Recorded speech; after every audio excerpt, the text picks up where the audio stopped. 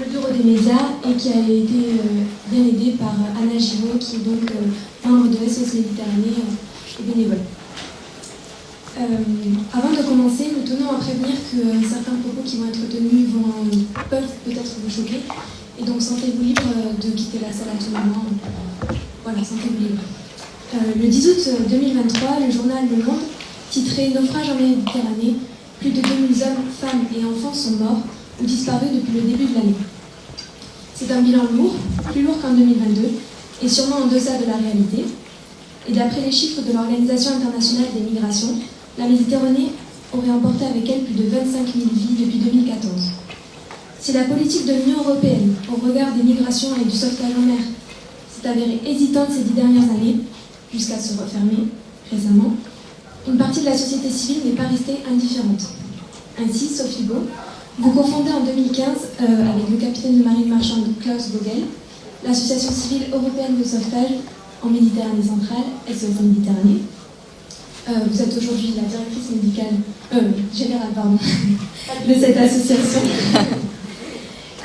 Et vous répondez donc à l'urgence humanitaire sur la route migratoire.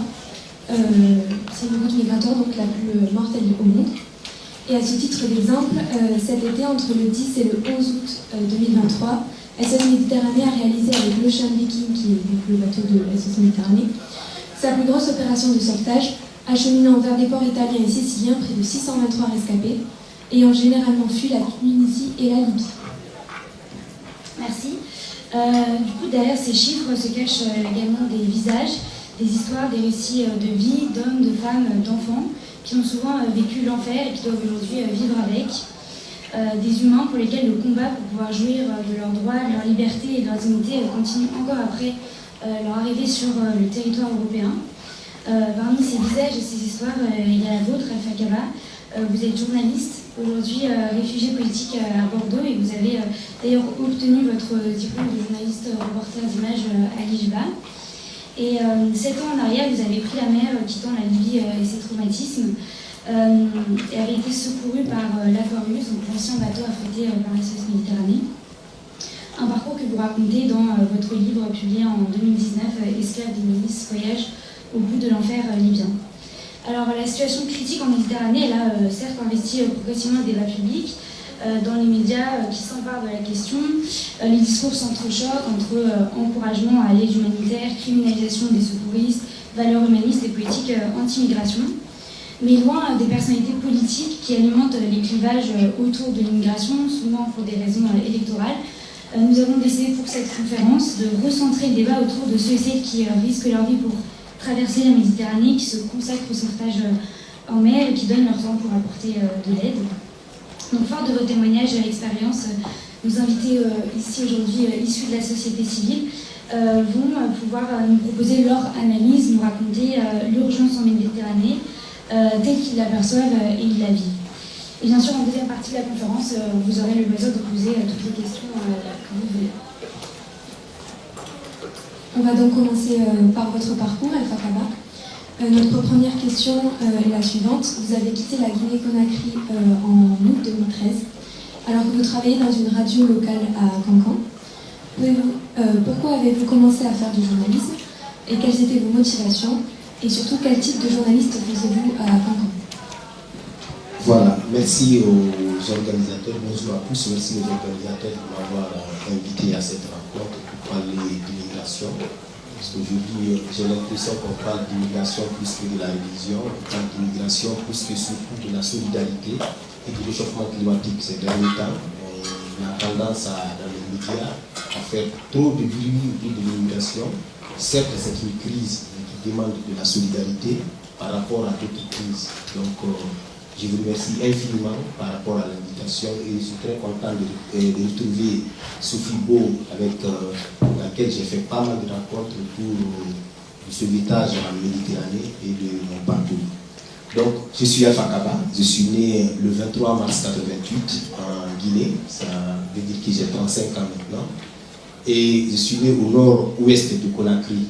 J'étais un petit enfant très passionné par le journalisme. J'aimais beaucoup devenir journaliste. De temps en temps, je prenais les canettes de boisson pour tendre à mes collègues au football qui jouaient au football pour leur demander leurs sentiments. C'était pas un micro, c'était un faux micro, mais tellement je voulais devenir journaliste, ou quand j'écoutais les grands journalistes comme Moussa Mara à la radio nationale qui est décédé il y a plus longtemps, et Ali Badara Diakité, ce sont des gens qui m'ont fait aimer le journalisme à travers ces citations, ces phrases en langue française avec la manipulation qu'ils faisaient de la langue française à la guinéenne. Donc ça me faisait tellement pousser de l'avant à devenir journaliste jusqu'à ce qu'à un moment donné, pendant les kermesses dans ma ville de naissance, pendant les événements du football, on m'invitait, où je venais mélanger le lait et le lait, parce que je ne suis pas francophone. Dans la langue maternelle, je parle Peul, Soussou et Malinké, donc la langue française, on l'apprend à l'école. Donc c'est comme ça, en mélangeant les articles, en mélangeant les mots, je suis du jour au lendemain grandi et j'ai eu mon bac. Et quand j'ai eu mon bac, ils m'ont envoyé à Kanka, débloqué à Conakry pour le public passé. Quand j'ai eu mon bac en 2008, ils m'ont envoyé à Kanka parce que chez nous, une fois que tu as ton bac, c'est comme si tu étais dans l'armée, on te limite. Tu n'as pas obligation de dire je veux faire telle formation. Moi, j'ai eu ma plus mauvaise note en géographie, j'ai eu 8 par rapport à d'autres matières, mais ils m'ont envoyé faire la géographie à Kanka. Donc pour moi, on t'a envoyé faire une branche dans laquelle tu as eu la plus haute note. Donc ils m'ont envoyé faire la géographie à Kanka. J'ai tout fait, j'ai usé de tous les moyens pour qu'on m'envoie à l'Institut de journalisme de Conakry à Pontia ou en communication. Mais peine perdue, il fallait que je parte à Kanka pour faire de la géographie. Mais comme j'avais dans ma tête ce métier de journalisme, j'écoutais la radio toujours.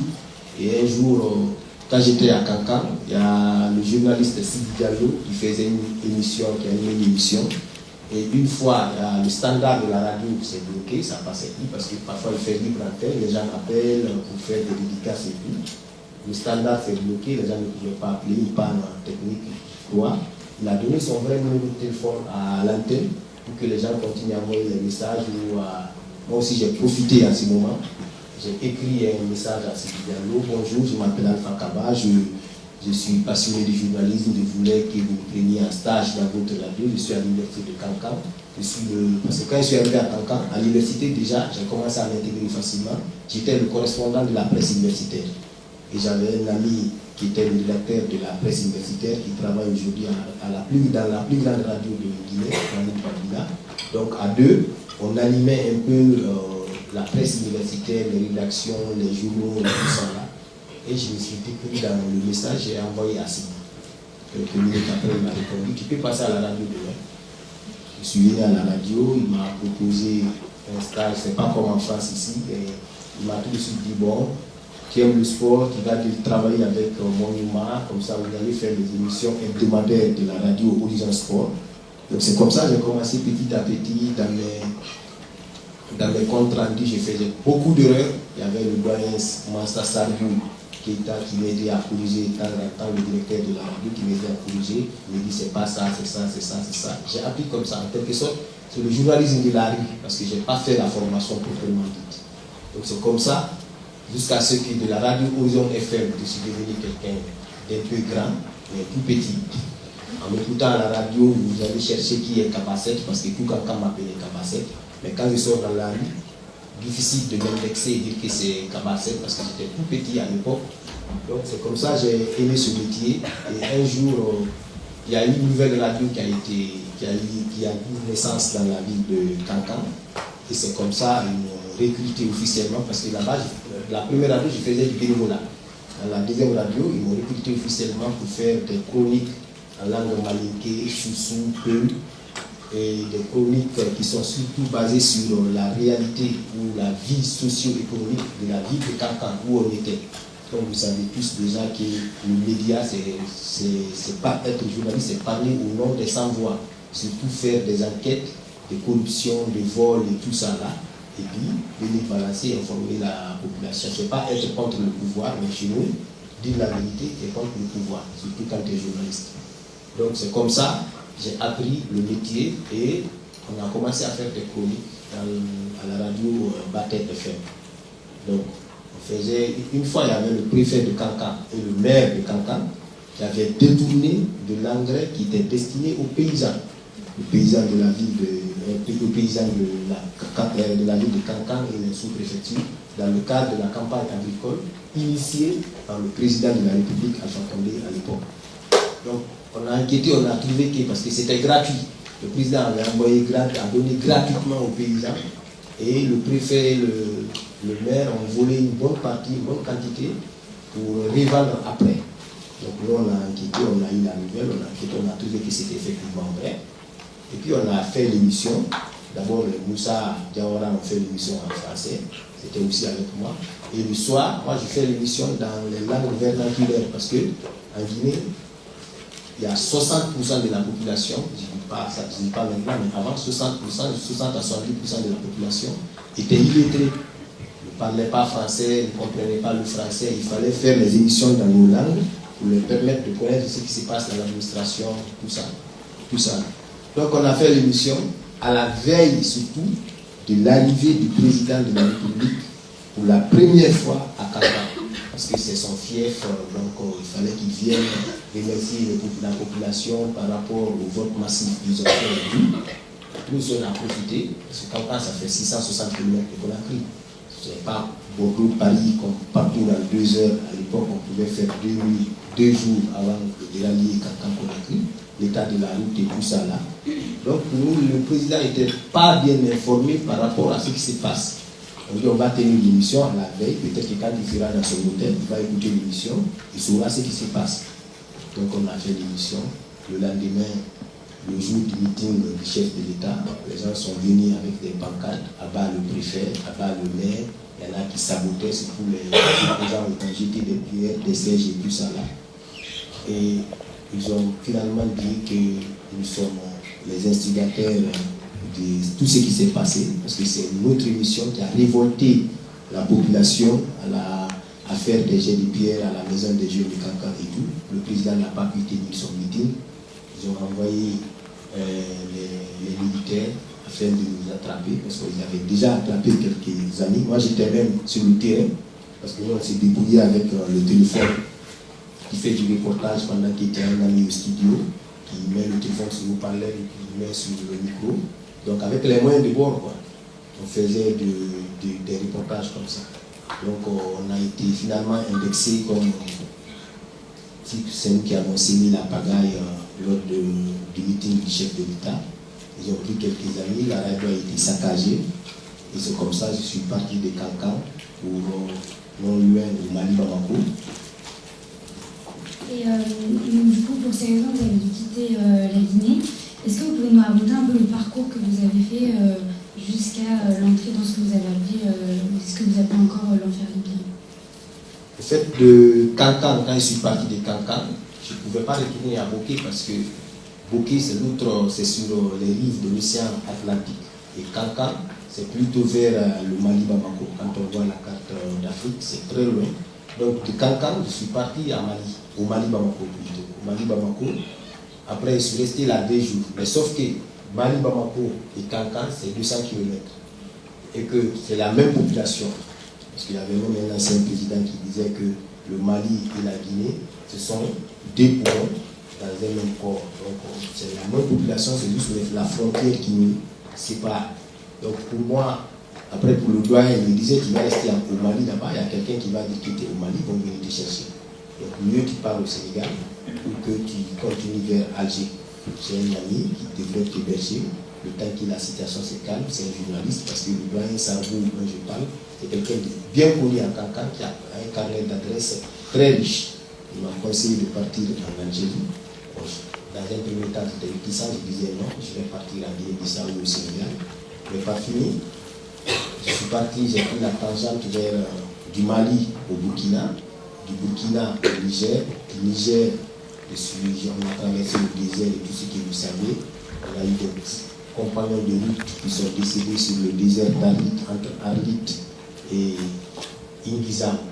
C'est pourquoi dans une partie du livre, je dis que le désert tue plus que la Méditerranée, mais sauf que là-bas, les caméras ne sont pas branchées et il est tourné vers ce côté.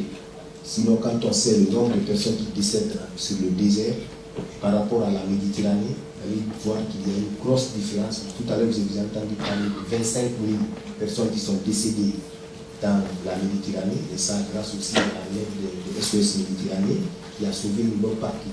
Mais quand on comptabilise aussi le nombre de personnes qui sont décédées sur le désert plus les 25 000, vous allez voir que c'est toute une ville, supposons une ville ou une commune, qui est décédée suite à la crise migratoire. Donc on a traversé Arlit pour venir en Algérie. J'ai connu un peu, de manière grosso modo, du racisme, des crachats, des gifles, des femmes et tout ça là en Algérie. J'ai passé des nuits à la Belle Étoile, à la gare d'Algérie. J'ai rencontré des compagnons de route que j'ai trouvés en Algérie, des Maliens, des Sénégalais, des Burkinabés, qui étaient partis se chercher en Algérie. Parce qu'Algérie, c'est un peu comme la France. Tu ne peux pas avoir un toit si tu n'as pas tes papiers. Sinon, une carte de séjour algérienne pour demander un logement.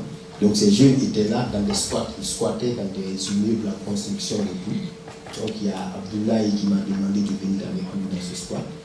Où je suis resté pendant un moment. Je continuais toujours à avoir l'espoir de retrouver le journaliste vers qui devrait m'accueillir en Algérie. Je l'appelais, son téléphone ne passait pas, je tournais dans les cabines, dans les tabacs et tout. Mais en Algérie, c'est un peu ce qu'on appelle, c'est une ancienne colonie française qui ne parle pas du tout français là-bas, ils préfèrent parler berbère. Si tu leur dis bonjour en algérien, on te dit salam alaikum, c'est de l'arabe. Mais c'est là-bas j'ai compris que, parce que moi, mon papa m'a toujours dit que les Arabes, en quelque sorte, comme la religion est descendue dans leur langue, c'est des gens qui ont une foi, qui savent pardonner et tout. Mais tout au long de mon parcours, j'ai compris que mon papa était très loin de la réalité. Il y a des gens bons parmi les Algériens. Et moi, j'ai rencontré des mauvaises personnes lors de ma traversée. Parce qu'il y a eu un moment où j'ai regardé une femme dans les yeux, elle m'a giflé. Pourquoi je la regarde? Il y a eu des femmes qui crachent sur toi parce que tu es, ou des hommes qui crachent sur toi parce que tu es noir. Tu n'as pas le droit même à rentrer ou bien à s'arrêter devant la première safa, c'est-à-dire la première ligne dans la mosquée. Les noirs, c'est toujours derrière. Mais ce sont des faits qui ne se disent pas maintenant. Même si tu dis les gens ne vont pas te croire, mais il faut aller en Algérie ou en Libye, tu vas comprendre. Donc, j'ai eu toutes ces difficultés et jusqu'à un moment donné, le journaliste, j'ai dit plutôt Abdoulaye et son équipe qui m'avaient hébergé dans le squat, me disaient bon, on va aller en Libye parce que la monnaie libyenne, elle est plus forte que la monnaie algérienne. Parce que ceci, c'était les ouvriers, c'était des maçons, des charpentiers et tout. On dit bon, on va aller en Libye, si tu veux rester ici, tu continues à rester. Moi aussi, j'étais là dans l'embarras, je disais, je reste ici avec qui? Je viens à peine d'arriver, je ne connais personne. Et ça, c'était en 2013. Après, j'ai dit, bon, je vais vous suivre pour partir en Libye. C'est comme ça on est rentré dans l'enfer libyen. Justement, la Libye est fréquemment condamnée par les instances internationales au sujet de sa non-assistance. Et le 25e rapport du procureur de la Cour pénale internationale au Conseil de sécurité de l'ONU, publié en mai 2023, évoque même des crimes contre l'humanité, et plus précisément à l'égard des exilés. Aussi, comment est-ce que vous accueillez, Alpha Kaba, les conclusions de ce rapport au regard de ce que vous avez vécu en Libye? Vous savez, en Libye, toutes ces institutions internationales qui font des papiers, qui font des belles écritures pour faire remarquer au monde qu'ils travaillent, moi je trouve qu'ils sont loin de la réalité. Parce que déjà, quand moi je suis arrivé en Libye, il n'y avait pas toutes ces informations après le décès de Kadhafi, que la Libye était divisée, la Libye était en guerre. Donc, pourquoi j'ai dit le livre, c'est dans l'enfer libyen. Donc, Libye, dans un même pays, il y a deux États. Comment est-ce qu'on peut dire qu'il y a un État ou bien il y a des gardes-côtes? Je le dis souvent parce que ça me fait très mal quand j'entends toutes ces organisations internationales condamner la Libye. On ne condamne pas dans un pays qui n'a pas d'État. Il faut plutôt agir. C'est ce que je trouve. Donc, ces condamnations n'ont rien servi jusqu'à maintenant, parce que depuis 2013 jusqu'à maintenant, il faut aller le faire. Montrer ce qu'on peut faire, sauver des vies, comme le fait SOS Méditerranée, que de condamner, alors que les enfants, des jeunes, des femmes, des hommes, des bébés continuent encore à mourir, ou bien des femmes continuent encore à accoucher dans des conditions qui tombent enceintes en Libye, parce que, entre guillemets, le passage vient de dire qu'en Libye, il y a toutes sortes d'esclavage. Moi, par exemple, j'ai été victime d'esclavage parce que il fallait le faire à l'époque. Il y a eu des femmes aussi qui ont été victimes d'esclavage sexuel. Ce n'est pas ces condamnations-là qui vont faire sortir ces femmes de ce malheur-là. Moi, je trouve que ces condamnations, ce sont quelque chose pour moi qui ne compte pas. Il faut agir, faire le nécessaire pour sauver des vies que de continuer à condamner. Et c'est pourquoi ici, après plus loin, parce que je vais en parler, mais pour l'instant, moi, pour les condamnations, ça ne sert à rien, quoi. Il faut faire, il faut agir, il faut aller au travail, il faut aller au contact de ces jeunes qui sont bloqués en Libye, dans des prisons, qui sont torturés, pour l'argent. On condamne des gens alors qu'on sait que quand on nous torture en Libye ou quand on récupère en Libye pour nous mettre dans des petites maisonnettes, on nous électrocute de l'électricité et tout, c'est pour envoyer de l'argent sur un compte. Donc, les experts, les informaticiens peuvent facilement savoir où va l'argent, dans quel compte va l'argent, qui est le cerveau de tout ce qui se passe en Libye et tout. Au lieu de faire ça, ils préfèrent mettre des bonnes écritures, écrire, maquiller, décorer et tout avec des belles phrases en langue française et condamner. Pour moi, ça ne sert à rien.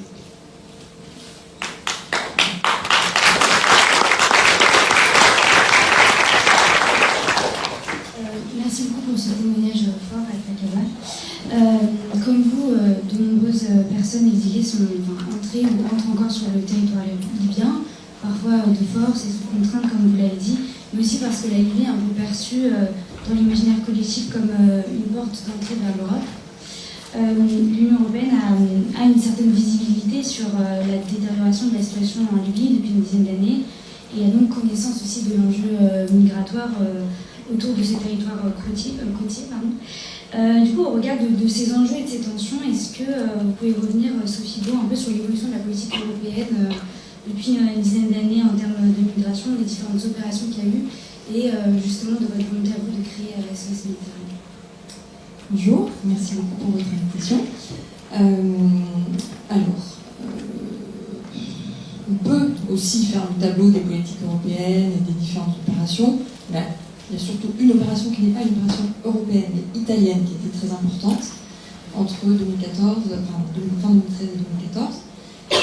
Après ce fameux naufrage de Lampedusa qui a eu lieu le 3 octobre 2013 et dont on va commémorer les 10 ans très prochainement, il y a eu un émoi généralisé parce que, pour une fois, ce naufrage a eu lieu devant les côtes.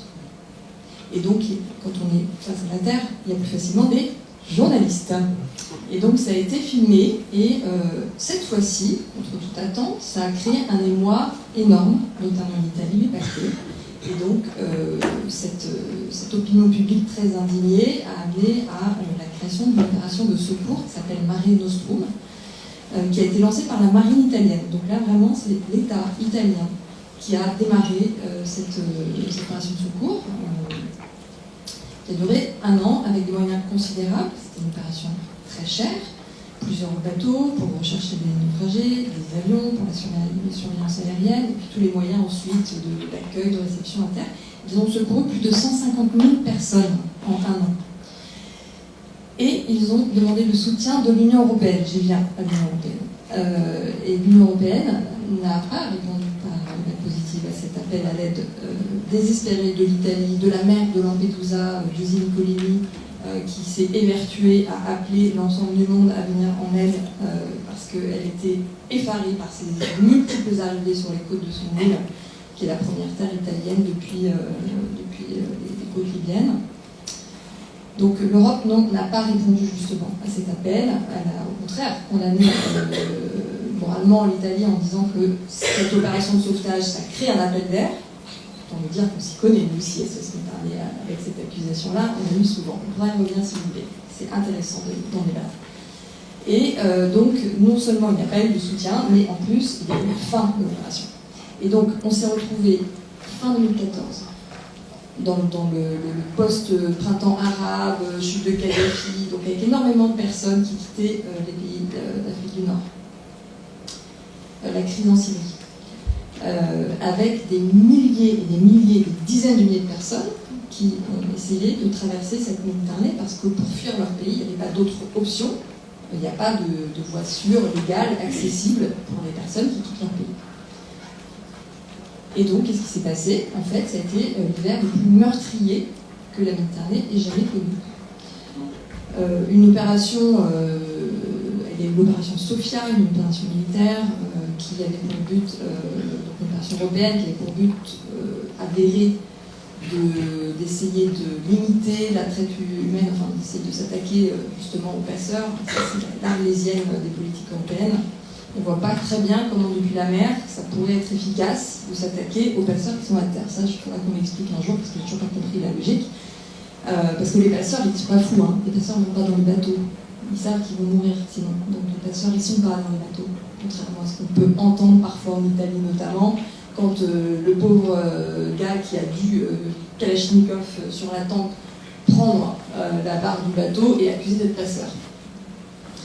Bref, donc il y a eu cette opération militaire, l'opération Sophia, puis l'opération Triton, elles se sont succédées. Pareil, il n'y avait pas d'objectif premier de faire du sauvetage, mais il y a un droit de la mer qui existe, c'est le devoir d'assistance inconditionnelle à toute personne en danger, en détresse, en mer. En fait, c'est extrêmement simple. Un capitaine qui a connaissance d'une embarcation en détresse a le devoir absolu de porter secours. Point à la ligne. Très simple. Donc ces bateaux aussi, ils ont l'obligation d'assistance, et quand ils rencontraient des embarcations de migrants en détresse, ils ont porté secours à de très nombreuses reprises également. Donc c'est comme ça que une partie de cette flotte a pu amener un peu d'assistance à ces personnes en danger et a pu faire des sauvetages.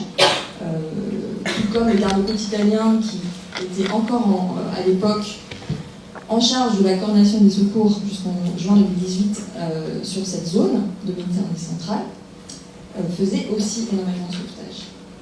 Mais il n'y avait aucune flotte dédiée au sauvetage, ni de moyens opérationnels conçus pour le sauvetage. Et en fait, ça change tout, parce que ce qu'avait bien montré l'opération Mare Nostrum, c'est qu'en fait, il faut patrouiller sur zone à la recherche des embarcations avant que le chavire, parce qu'elles ne sont pas du tout aptes à faire cette traversée de très très loin, de 400 km de haute mer.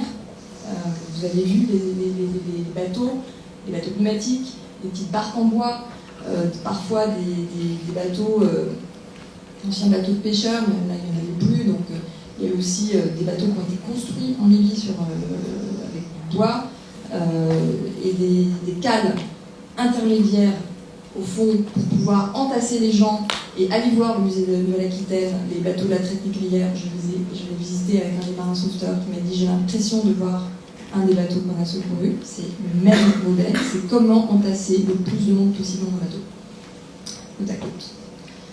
Bref, donc tout ça pour vous dire qu'en fait, on va aller vite sur la politique européenne parce qu'il n'y a pas de politique de sauvetage européenne depuis la fin de l'opération Mare Nostrum.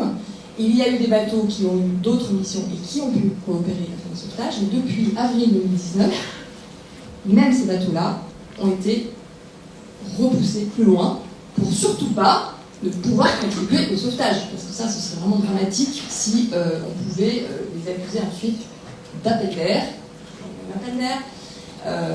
et de contribuer donc à l'arrivée massive, je ne vais pas dire de remplacement, mais d'autres le diraient comme ça, sur nos côtes de personnes secourues en mer.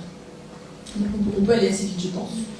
Après, ce qui se passe depuis, c'est plutôt des politiques d'externalisation et de coopération donc avec la Libye qui se renforcent. Une première tentative de l'Italie pour essayer de faire des accords dès 2017 avec un premier adoubement de l'Europe en février 2017 à Malte, une opération Malte, qui montrait le chemin que ça prendrait dans les années qui suivent, et on est vraiment dans cette lancée maintenant, c'est-à-dire que la Libye se voit externaliser la responsabilité de bloquer les personnes à terre, tout comme on avait pu envoyer 1 milliard d'euros à Erdogan en Turquie en 2016 pour essayer de bloquer le flux des réfugiés syriens.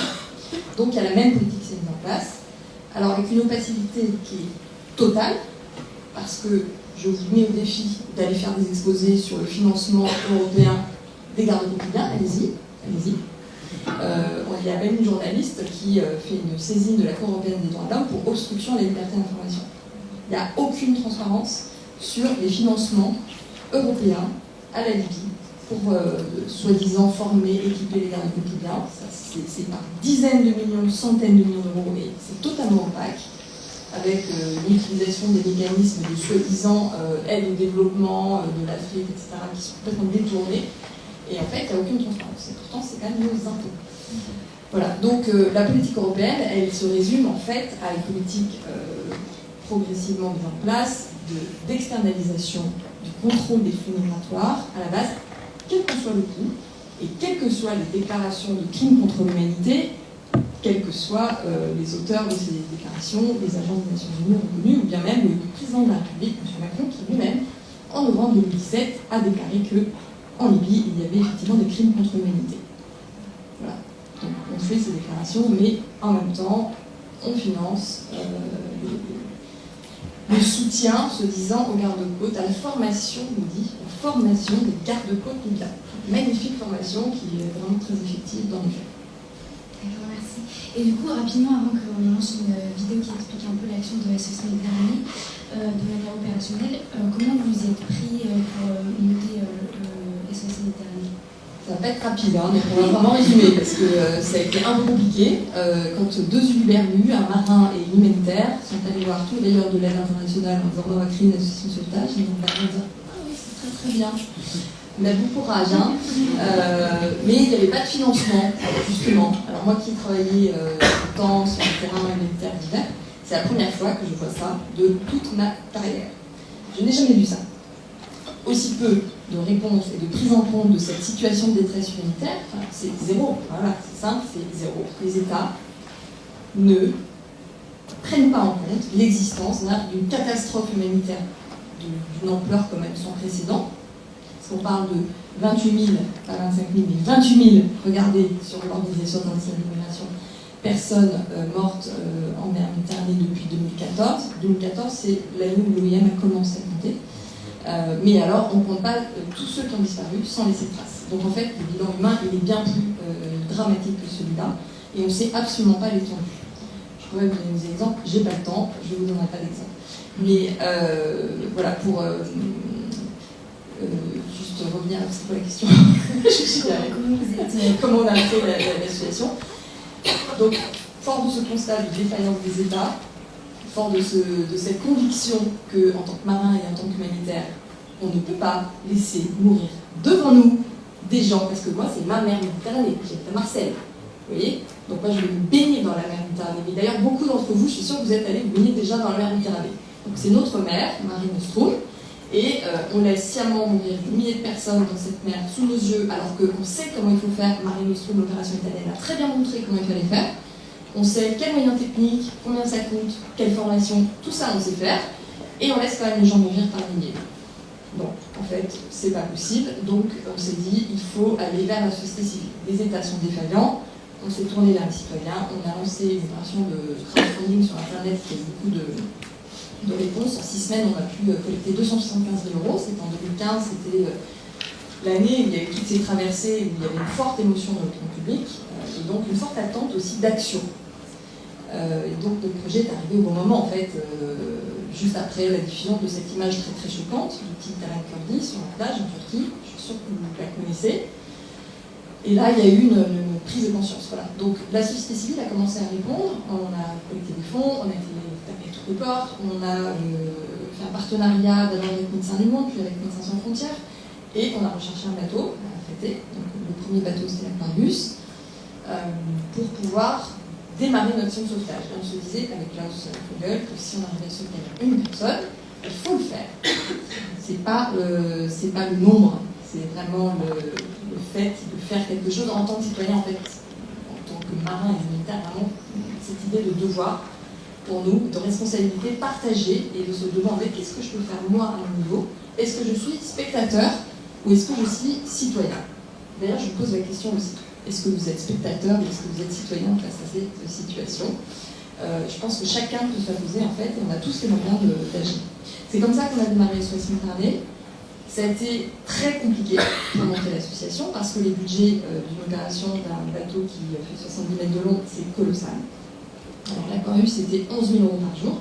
L'Ocean Viking aujourd'hui c'est 24 000 € par jour, avec les coûts du fioul qui ont augmenté, etc. etc. Donc c'est des budgets considérables, hein, donc on va essentiellement chercher auprès du grand public pour faire financer ça, plus des recherches de fonds auprès de fondations, d'entreprises, d'associations. On a le partenaire médical à bord aussi qui contribue au financement de l'opération. Donc au début Médecins Sans Frontières a contribué, puis maintenant la Fédération internationale de la Croix-Rouge qui est à bord. Et tant bien que mal, vraiment avec beaucoup de difficultés, on boucle comme on peut le budget de cette opération et on recrute des marins, tous professionnels. Alors non, vous ne pouvez pas monter à bord comme cuisinier pendant l'été, je vous le dis tout de suite, c'est pas possible. Il n'y a que des professionnels à bord. Par contre, à terre, on a toute une équipe pour la sensibilisation, l'information, la mobilisation. D'ailleurs, Anna, qui a organisé cette conférence, en fait partie. Merci Anna, bravo.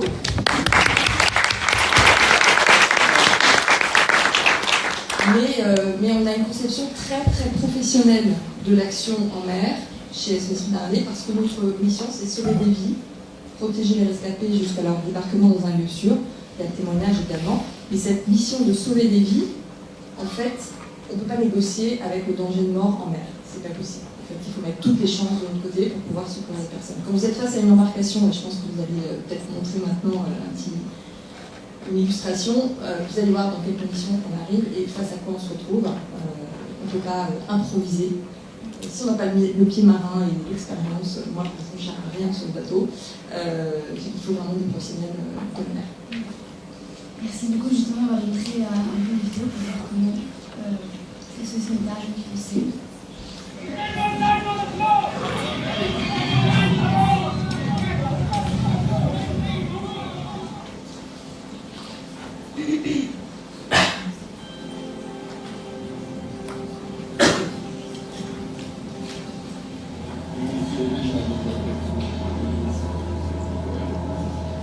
Ça, c'est le repérage à la jumelle. Donc, un tiers des bateaux qu'on repère, c'est à la jumelle. Et sinon, il y a des avions qui survolent aussi, des avions civils d'ONG qui survolent quand ils peuvent voler la zone et qui nous indiquent des embarcations. Et une hotline téléphonique civile également qui est appelée par des embarcations de détresse et qui essaie de nous donner les coordonnées GPS. Ça, c'est très, très aléatoire. Ensuite, donc on a une coordination en respectant strictement les procédures du droit maritime international. On doit normalement se coordonner avec les autorités maritimes compétentes. Autant vous dire que les autorités libyennes, on ne peut pas trop se coordonner avec elles parce qu'elles ne nous répondent pas.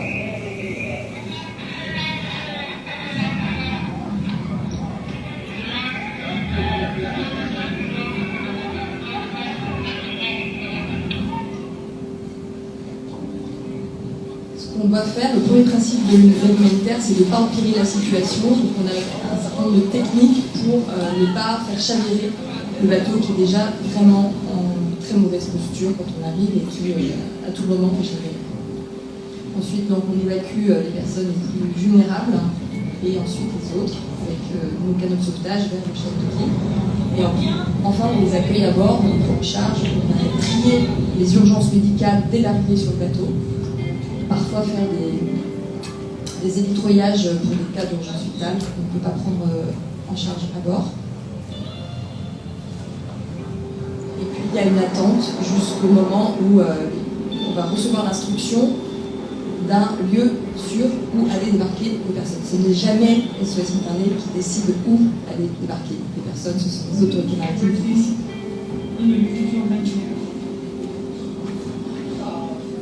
On a eu 6 naissances à bord, donc il y a toujours une sage-femme dans l'équipe.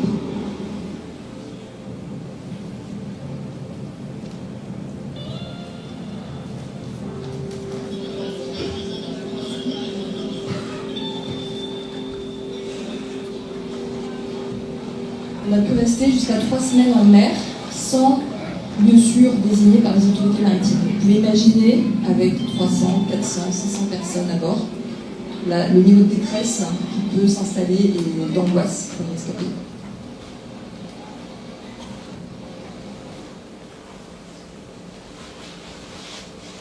Voilà un peu les différentes étapes du sauvetage. Et du coup, pour réagir à cette vidéo, je vais vous poser d'abord une question à vous et puis vous réagirez Sophie en suivant. Comment est-ce que vous avez géré vos émotions une fois que vous êtes arrivé sur le bateau de SOS Méditerranée? Et comment, du coup, Sophie, vos équipes sur le bateau arrivent-elles à gérer ce besoin de réponse quant à leurs émotions et leur situation psychologique? D'abord, en partant des côtes libyennes, tu pars avec une situation de désespoir. On ne sait pas si on va trouver quelque chose ou un bateau qui est SOS Méditerranée, par exemple, parce que moi, à l'époque, c'était l'Aquarius. On ne pensait pas du tout. Ils ont juste montré l'étoile en haut. Aller jusqu'en bas de l'étoile, c'est là-bas l'Italie. L'étoile la plus brillante. C'est là-bas l'Italie. Donc on est parti comme ça, parce qu'il faut noter que c'est le désespoir surtout qui met un migrant dans un zodiaque en vue de traverser la Méditerranée. Sinon, quand moi on me mettait dans le bateau, je me disais que si tout allait bien en Libye, j'allais rester en Libye que de monter dans ce zodiaque pour partir en Italie, parce que je n'avais jamais connu la Méditerranée et tout ça. Donc on m'a mis dans ce zodiaque, je suis parti. Et quand je suis monté, donc d'abord le fait de voir de loin le bateau de l'Aquarius, c'est un signe d'espoir. C'est-à-dire, là tu te dis, ah ouais, là, après tout ce périple, je pense que je suis sauvé de tout ce qui s'est passé et de se sauver de la mort. Parce que quand tu es dans le zodiaque, tu vois la mort en face. Il y a même certains collègues qui disent que tu parles même avec la mort. Parce qu'il n'y a aucun signe d'espoir qui te permet de sortir de la Méditerranée si ce n'est pas, par exemple, cette grande chance que la plupart des migrants ont eu, que d'autres personnes n'ont pas eu malheureusement, c'est le bateau de l'Aquarius à l'époque. Donc, monter dans ce bateau, c'est comme si tu ne peux même pas t'imaginer la chance que tu as en ce moment-là. Parce que tu étais à un pas même de la mort, quelques centimes de la mort, et tout d'un coup, il y a des gens qui te tendent la main et qui te tirent pour monter dans un grand bateau.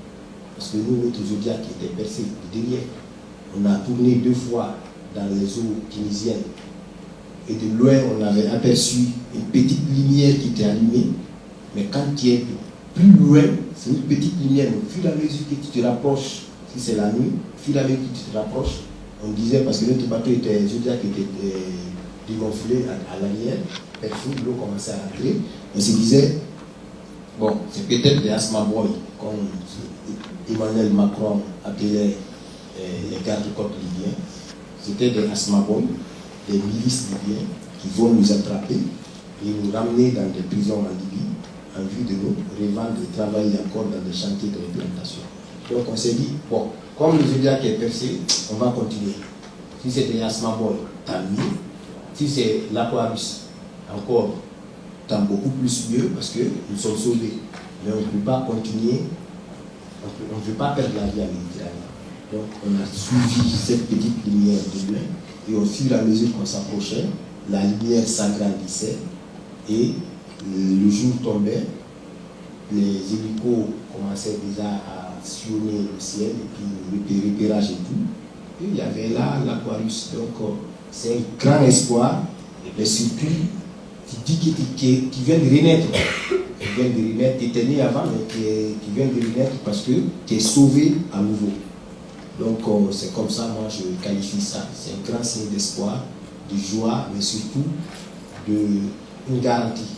Une garantie encore que tu peux vivre encore longtemps parce que en Méditerranée, les chiffres de 25 000 personnes qui sont décédées, ce sont les chiffres qu'on a comptés ou bien c'est le nombre de personnes qu'on a retrouvées qui est décédées.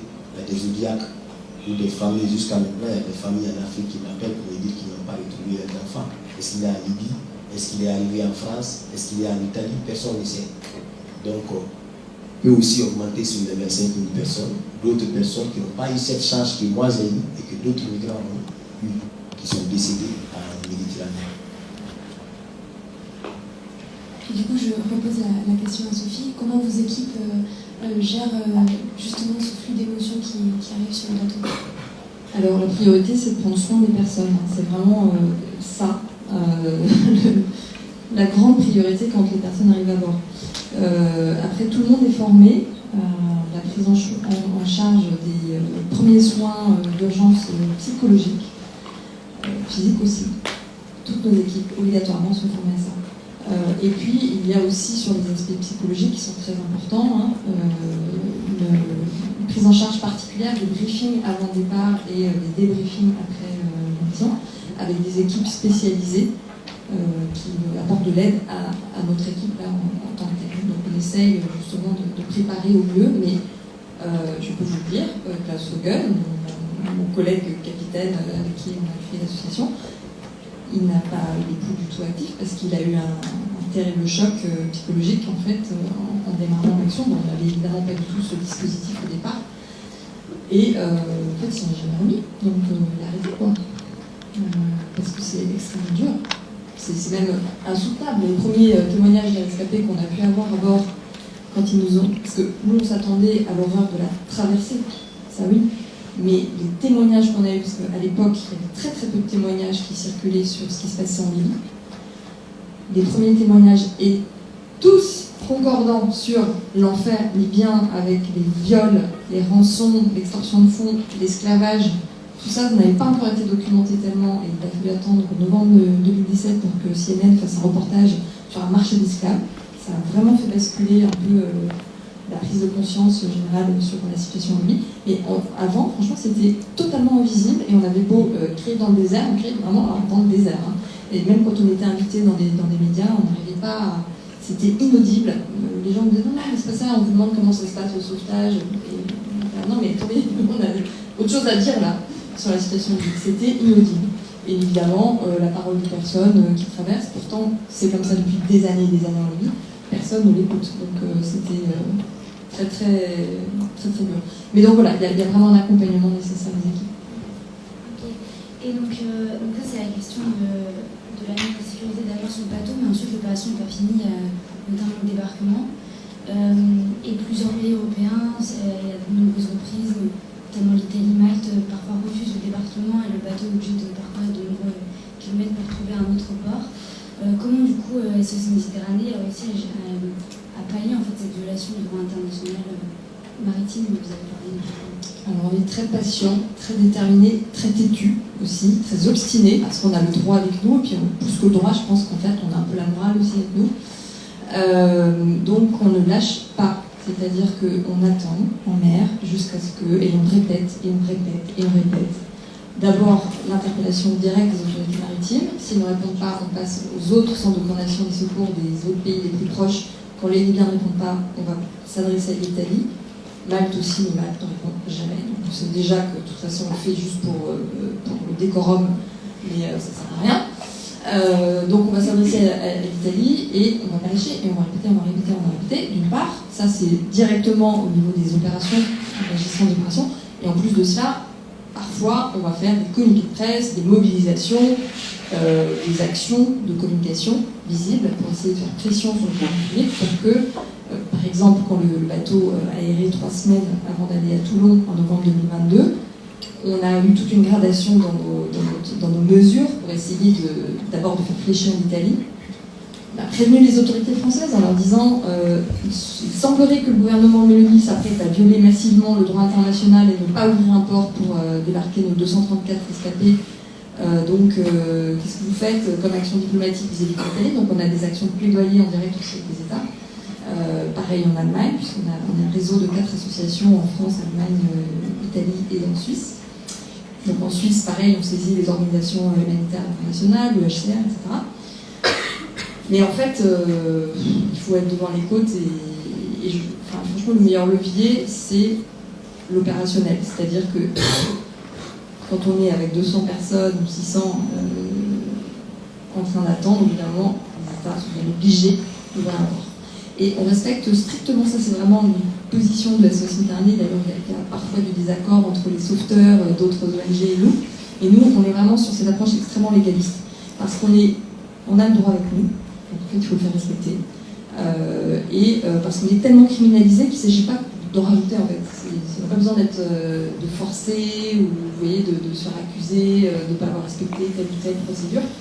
On est ultra légaliste, vraiment psychorigide sur toutes les étapes et comment ça doit se faire. Et on insiste. Mais voilà, il y a toutes ces actions coordonnées, les opérations, le plaidoyer, la communication, la mobilisation citoyenne pour pouvoir essayer de faire pression sur les États. Et vous avez évoqué justement le durcissement des politiques migratoires en Italie. Comment est-ce que vous faites face à cette volonté de la politique italienne de bloquer vos actions et que vous portez secours avec SOS Méditerranée?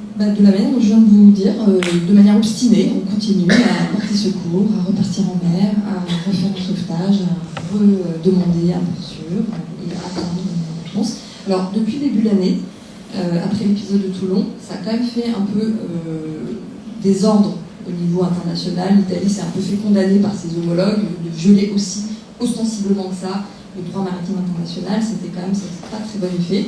Surtout que Mme Meloni était en train de faire ses premiers pas sur la scène internationale. Donc bon, elle s'est un peu quand même fait tacler par rapport à ça. Et les Italiens ont changé totalement de stratégie. Donc depuis, c'est beaucoup plus subtil et c'est très, très efficace de leur point de vue aussi, mais c'est pernicieux, vous allez voir.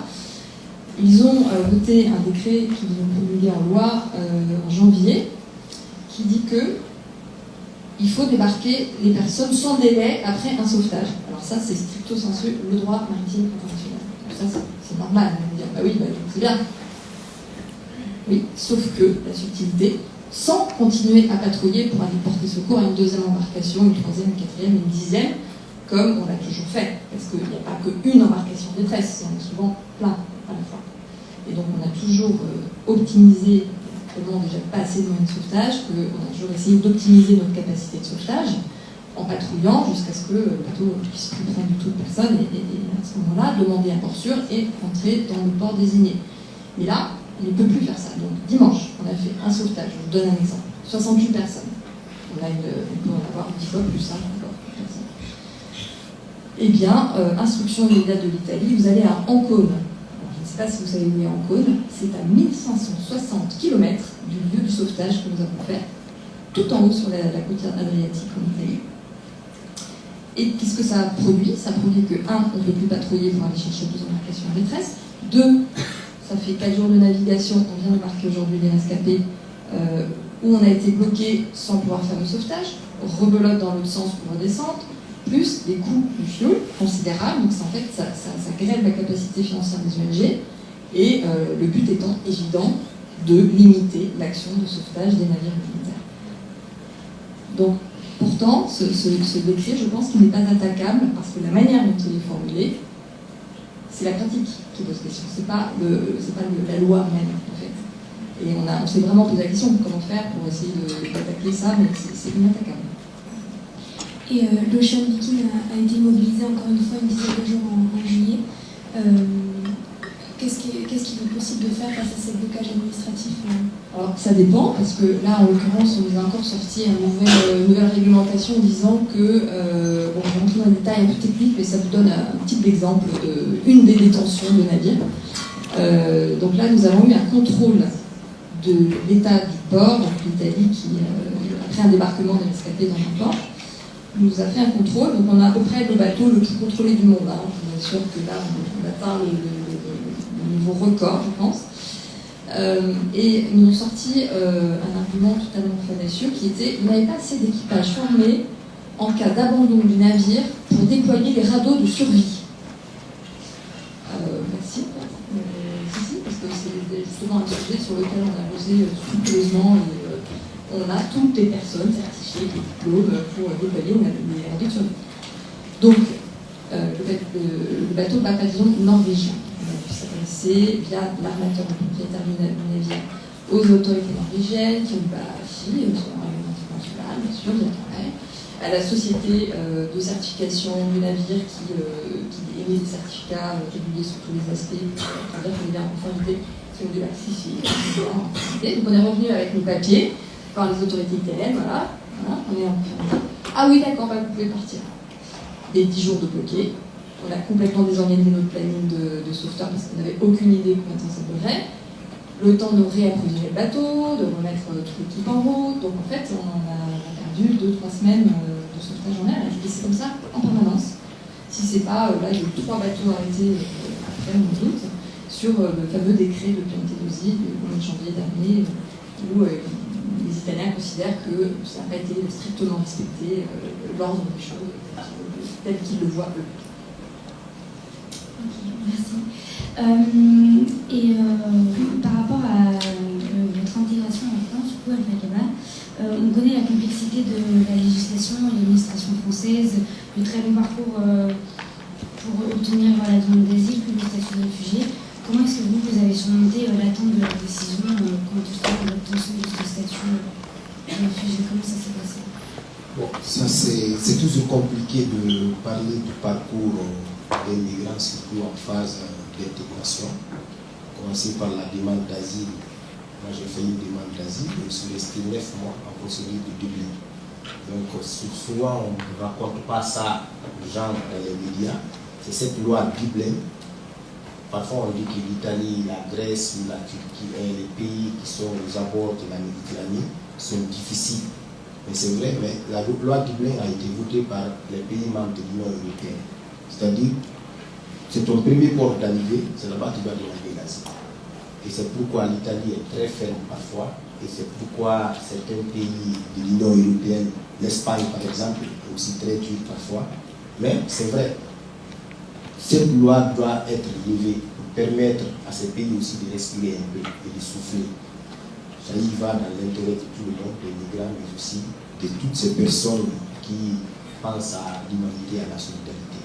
Donc moi j'ai fait 9 mois en procédure de Dublin et j'ai été l'un des rares migrants qui sillonnaient un peu les médias ou les quelques bonnes personnes, quelques personnes que je rencontrais dans les rues pour leur dire qu'il y a attention, il y a de l'esclavage en Libye. Ça c'était en 2016, à peine arrivé en octobre 2016.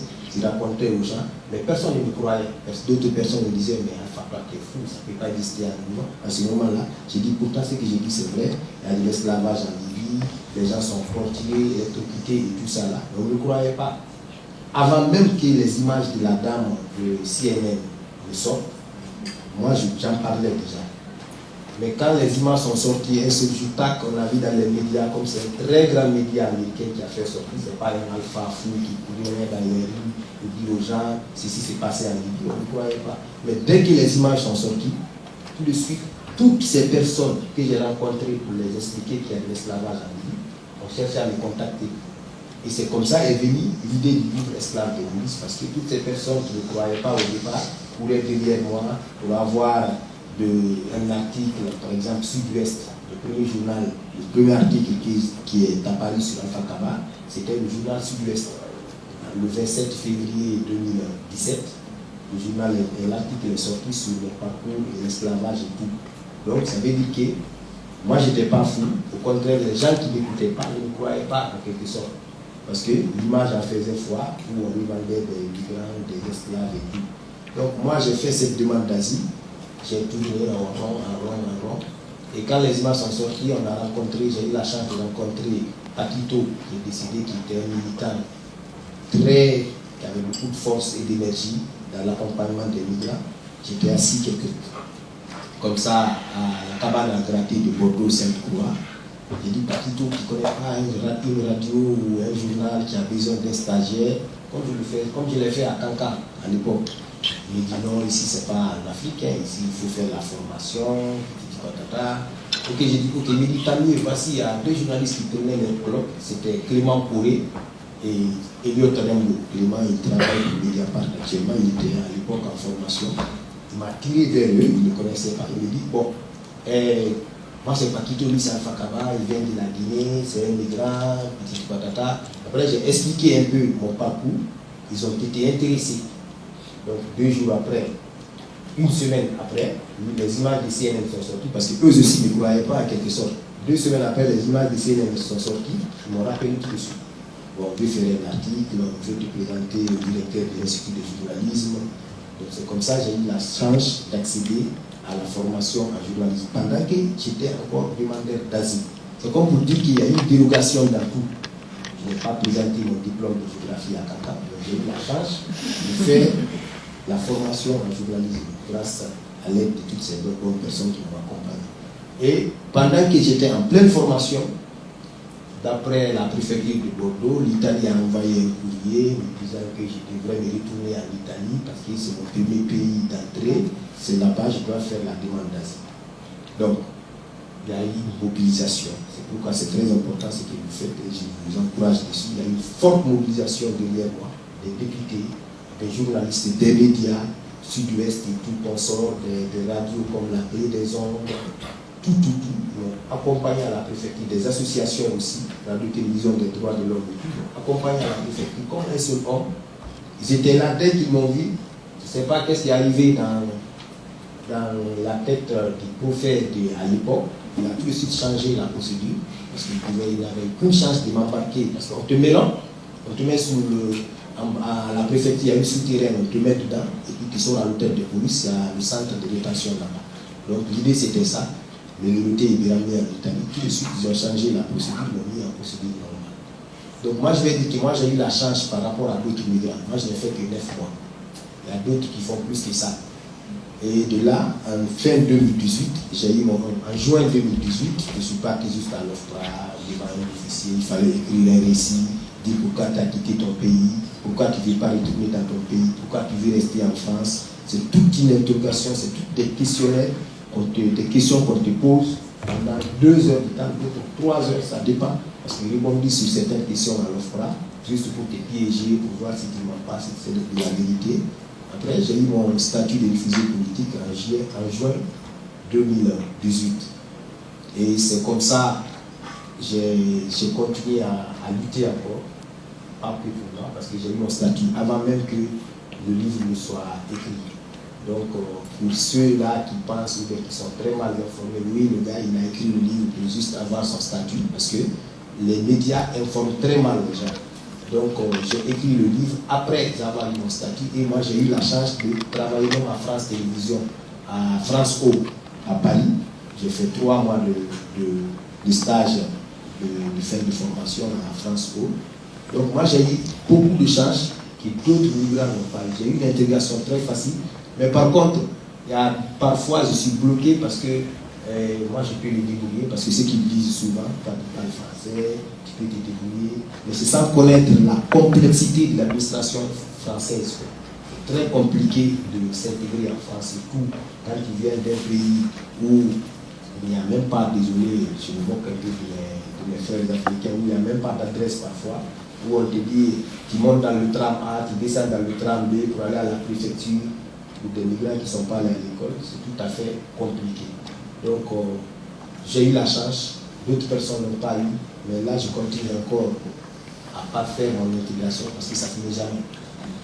Il y a eu des moments où, quand j'ai eu mon statut, l'intégration continue. Et c'est là le plus difficile.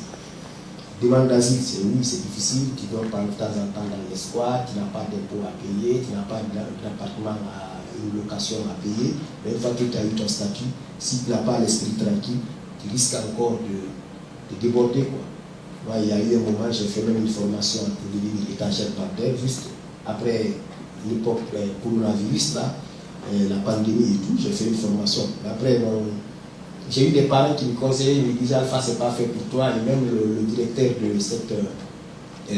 la formation m'avait dit au départ que c'était pas fait pour toi. Mais j'ai tenté la chance, 2 mois après, j'ai trouvé que non, c'était pas pour moi, il fallait encore revenir.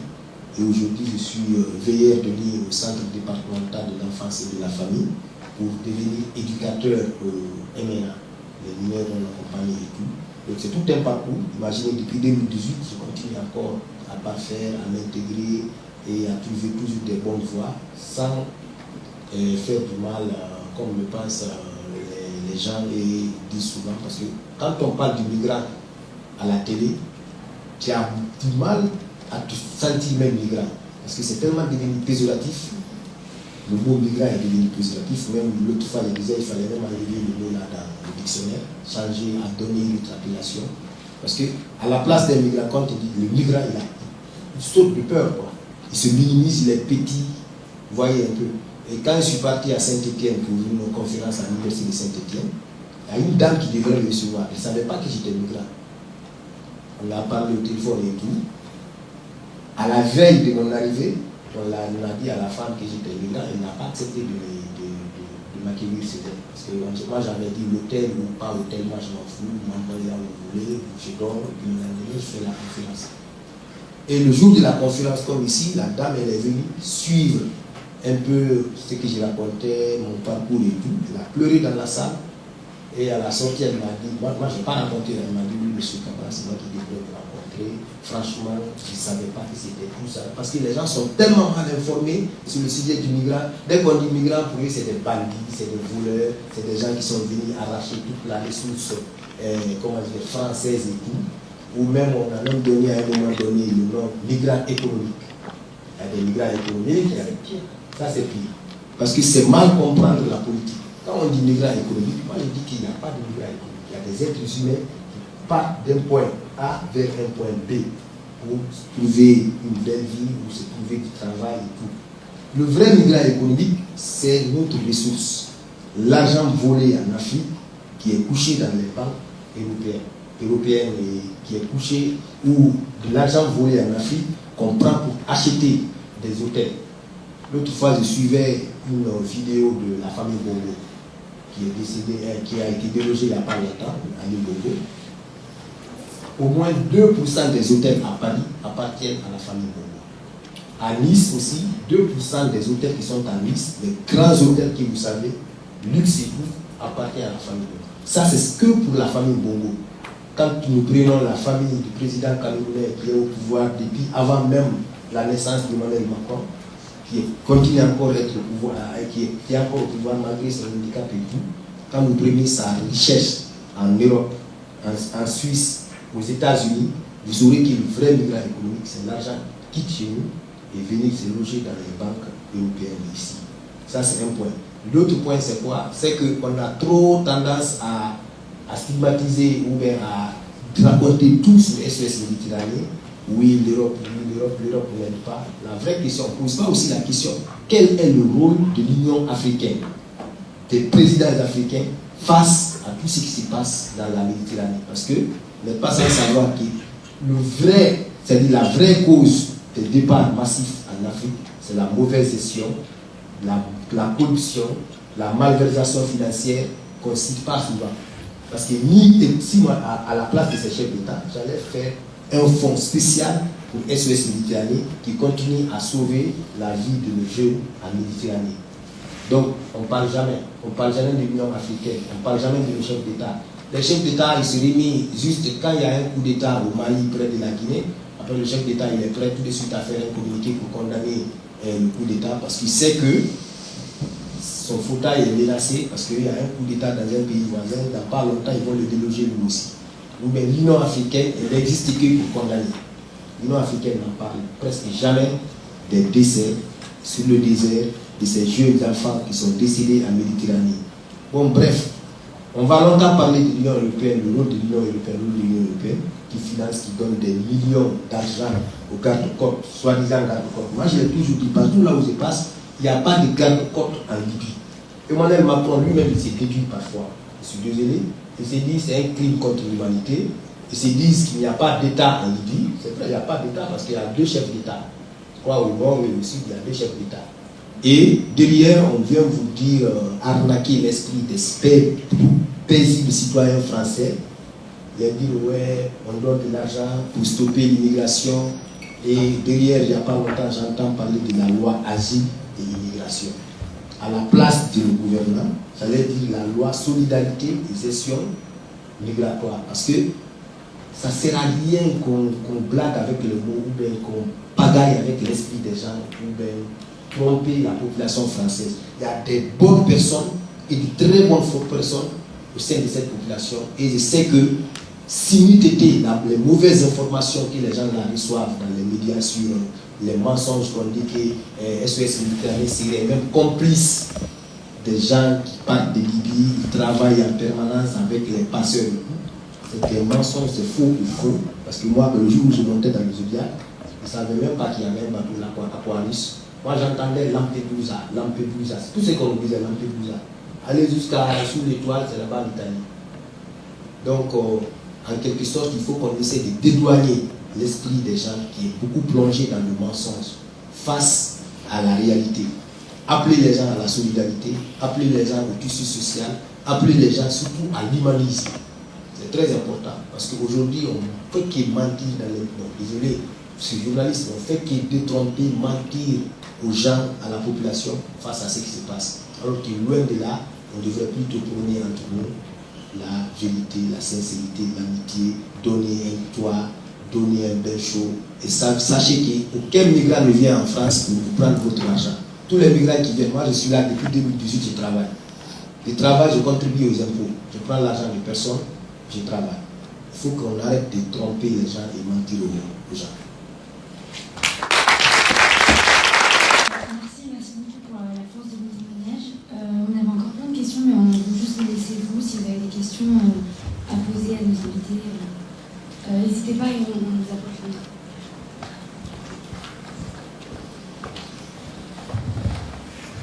Alors, bonjour Monsieur Kaba, bonjour Madame. Ça fait très mal au cœur, mais en même temps ça fait plaisir de les entendre et on ne les entend pas. Moi, ma question porte principalement sur... il y avait une question par rapport aux mesures européennes. Je sais qu'il existe une directive de l'Union européenne pour la protection des réfugiés. Celle-ci existe depuis 2001, depuis maintenant 22 ans. Elle a été utilisée qu'une seule fois pour les réfugiés ukrainiens, alors qu'elle avait été débattue pour l'Irak, pour la Syrie, pour la Libye, pour d'autres pays. Et ce qui m'a encore plus étonnée, c'est qu'en novembre 2022, la CFDA avait demandé à ce que celle-ci prenne en charge la crise migratoire dans la Méditerranée centrale. Ça a été refusé, alors que quelques mois plus tôt, ça avait été autorisé pour l'Ukraine, quasiment même automatiquement. Alors bien sûr, là, c'est pas la question, c'est pas de remettre en question l'accueil des réfugiés ukrainiens, mais juste de souligner cet inégal traitement. Je ne sais pas si l'un de vous deux a un mot à dire là-dessus. Je crois que vous avez tout dit en fait, il n'y a pas de commentaire. C'est très bien la solidarité avec l'Ukraine, ça montre que c'est possible.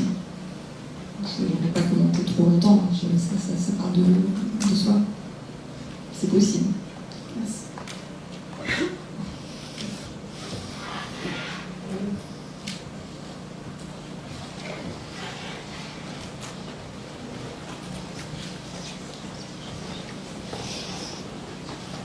Bonjour et merci aussi pour cette conférence que j'ai trouvée très très intéressante et qui m'apprend beaucoup. J'ai deux questions à vous poser. Tout d'abord, comment ça se passe pour la communication sur le bateau d'un point de vue linguistique? Comment est-ce que vous arrivez à communiquer? Et dans un deuxième temps, pourquoi est-ce que vous avez le pavillon norvégien? Tu veux raconter comment ça se passe la communication à bord? Au fait, la communication à bord, moi, le jour où on me sauvait, parce que je préfère souvent utiliser le mot nous, parce qu'il y a d'autres jeunes qui étaient avec nous, des compagnons de nous. Je pense que ceux-là qui étaient venus nous sauver, j'ai entendu dire l'anglais, ils ont parlé l'anglais. Ensuite, il y a une autre personne qui parle, soit c'est la même personne qui parle français. C'est-à-dire qu'ils utilisent toutes les langues pour vous permettre, pour vous rassurer. Parce que la dame qui nous parlait en français nous dit: calmez-vous, vous êtes sauvés, on va vous sauver tous, calmez-vous. Parce que une fois qu'on voit le bateau de l'Aquarius, moi j'utilise souvent l'Aquarius, c'est pas l'océan qui m'a sauvé, donc c'est pareil. Donc ils essayaient de nous rassurer en nous donnant des gilets de sauvetage et tout, en langue française pour ceux qui comprennent français, en langue anglaise pour ceux qui comprennent anglais, histoire de dire qu'ils utilisent tous les moyens possibles pour vous rassurer avec des bonnes paroles comme des gens qui prêchent en quelque sorte dans l'église ou à la mosquée, histoire de vous rassurer, parce que quand on voit le bateau, on est paniqué et chacun veut tout de suite monter dans ce grand bateau et tout de suite il y a l'eau qui commence à rentrer, parce que dès qu'il y a un peu de mouvement dans le zodiaque, il se perce tout de suite. Donc on est calme jusqu'à ce qu'on voit le grand bateau de l'Aquarius et tout de suite il y a des mouvements dans le zodiaque, chacun veut avoir le premier gilet, chacun veut être le premier à monter dans le zodiaque. Et c'est là j'entends qu'ils disent qu'ils vont d'abord prendre les enfants. Ils répètent ça, ils disent ça en français, ils répètent en anglais, les enfants, les femmes, ensuite les jeunes. Donc moi personnellement j'ai sauté, après je n'ai pas attendu tout ça là parce que j'étais impatient, j'ai sauté dans l'eau quand j'ai eu mon gilet de sauvetage et grâce à une dame que je ne connais pas son nom, qui m'a tendu la main, qui m'a tiré de l'eau pour me faire monter dans le zodiaque de l'Aquarius et m'a emmené. Donc en quelque sorte, la communication, ce n'est pas dans une seule langue, c'est dans plusieurs langues. Et donc on a souvent aussi des arabophones pour compléter. Donc on a 3 langues en général quand on approche du bateau et tu l'expliques très très bien, c'est un moment de panique, donc c'est vraiment essentiel de stabiliser, de calmer les personnes. Et ensuite, on a aussi donc des médiateurs culturels qui parfois parlent d'autres langues. Et puis, on a des gens talentueux, courageux, qui en général ont voyagé des années dans plein de pays et qui sont polyglottes à bord, comme Alpha.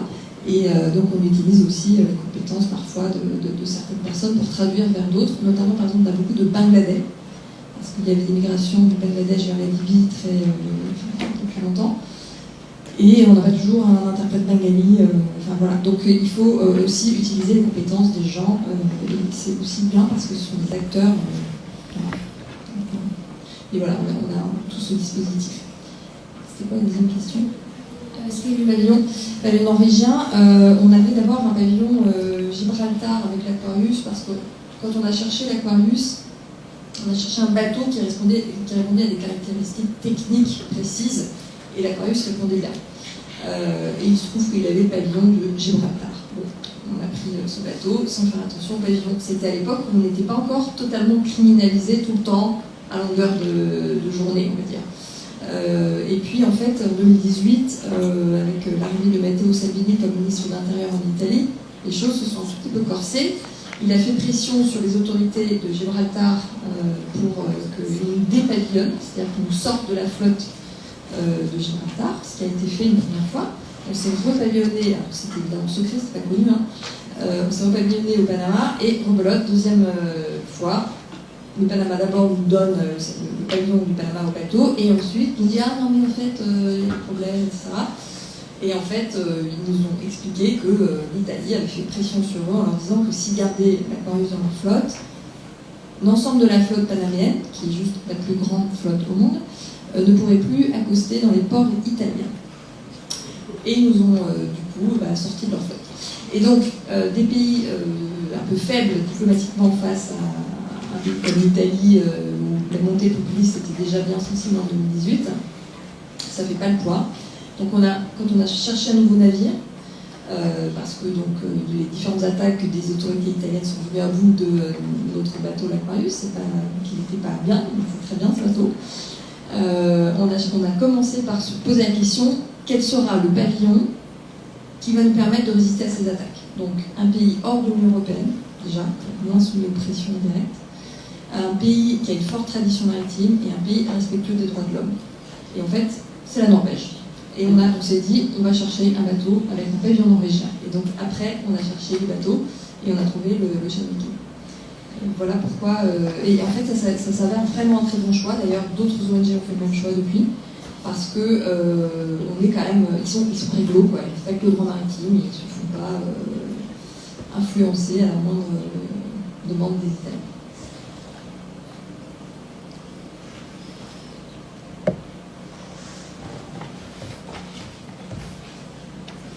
Bonjour et merci beaucoup.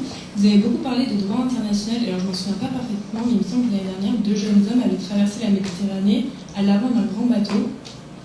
Et en arrivant sur les terres, en Europe, sur les terres européennes, ils ont été renvoyés d'où ils venaient. Comment on peut expliquer cela du coup? Je n'ai pas toute l'information, mais moi j'ai vu 2 jeunes qui sont partis du Nigeria, je crois, pour le Brésil. Et une fois arrivés au Brésil, ils ont été ramenés dans leur pays là-bas, au Nigeria.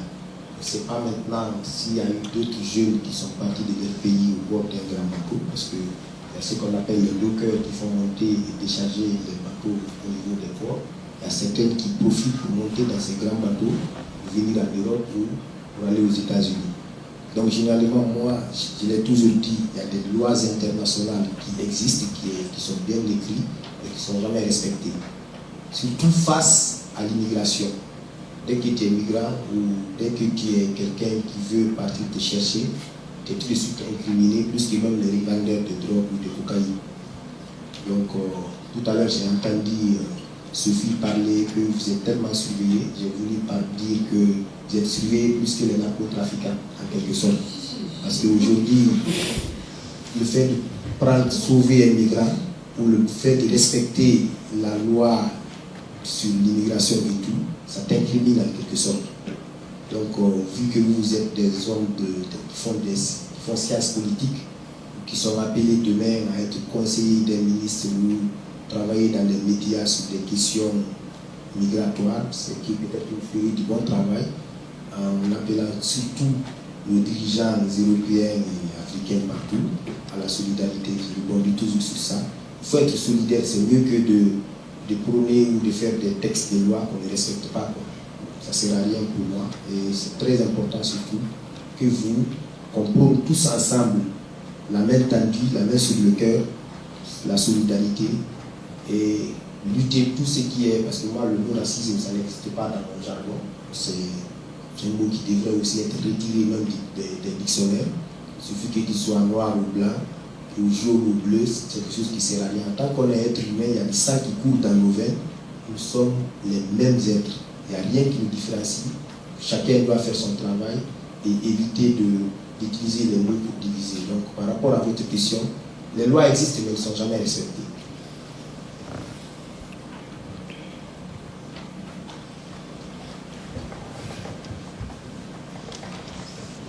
Bonjour, merci pour ces conférences. Moi j'aurais une question sur au moment où vous déposez les rescapés à terre, comment est-ce que déjà peut-être premièrement, comment est-ce que les personnes vivent ce moment où ils arrivent à terre? En règle générale, où est-ce que c'est quel pays vous les déposez?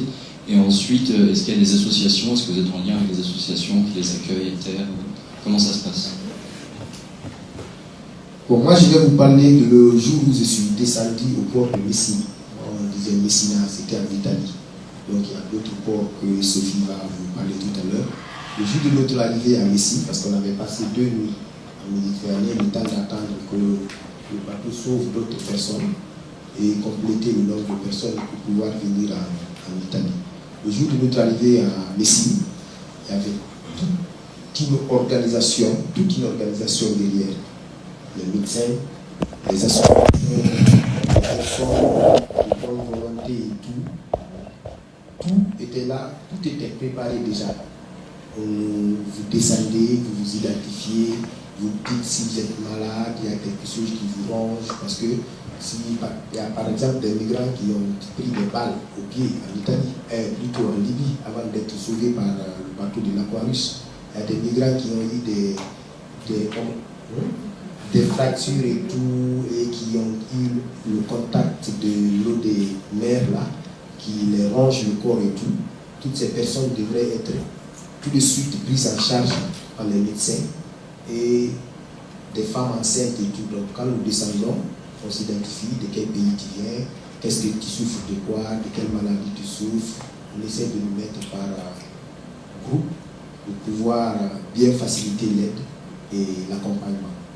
Donc pour moi c'était comme ça s'est passé en tout cas, avec tout ce qu'il fallait pour nous aider. Les Italiens gèrent la plupart des arrivées depuis des années et des années. Tu veux dire un petit mot? Non.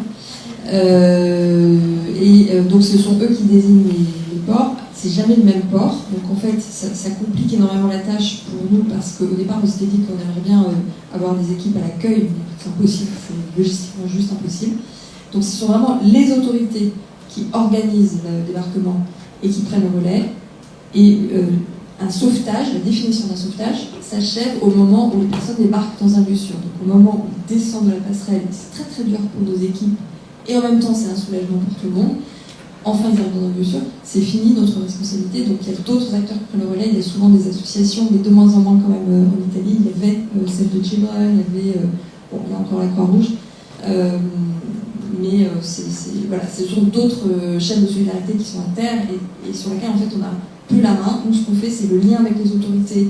On communique le nombre de personnes, la composition par sexe, par nationalité, et surtout s'il y a des personnes malades qui ont besoin de soins pour qu'elles soient prises en charge immédiatement à leur arrivée.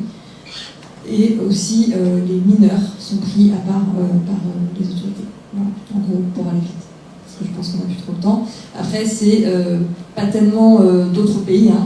La France, on a débarqué une fois à Toulon. Alors, ça a été un fiasco total parce que rien n'était prêt quand on est arrivé. L'Espagne, on a été une fois à Valence avec l'Aquarius. Là, pour le coup, il y avait 2000 personnes qui nous attendaient pour organiser l'accueil des 630 personnes secourus à bord, c'est incroyable. Voilà, donc ça dépend complètement, mais en général c'est des Italiens. Il y a eu Malte, ils se sont mis en retraite depuis, donc on ne le voit plus trop. Oui, excusez-moi, je quitte le micro, je te juste après, parce que je dois y aller et je voulais faire une petite intervention en tant qu'étudiante en 4e année ici à Sciences Po et en tant que bénévole chez SOS Méditerranée. Juste pour vous dire qu'on a une antenne à Bordeaux qui est assez active, que si vous êtes intéressé, il y a un stand à la sortie, vous pouvez laisser des coordonnées si vous en avez l'envie.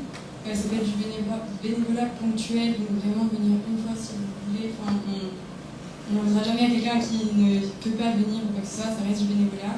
Et si vous voulez vous engager sur le plus long terme ou avec une responsabilité un peu plus grande, il y a la VEE, valorisation d'engagement étudiant, à Sciences Po pour les 3e et 4e années, qui peut être intéressante, qui vous permet de mettre de côté un cours et à la place d'avoir un engagement citoyen en dehors de l'IEP. Moi j'ai fait ça en 3e année, ça m'a permis d'être référent de communication à l'antenne de Bordeaux. C'est une super équipe, tout le monde est sympa et vous allez apprendre plein de choses et surtout faire quelque chose qui a du sens. Donc si vous êtes intéressé, n'hésitez pas à aller voir les 2 filles à la sortie et à laisser vos coordonnées. Merci et merci à vous. Merci Anna.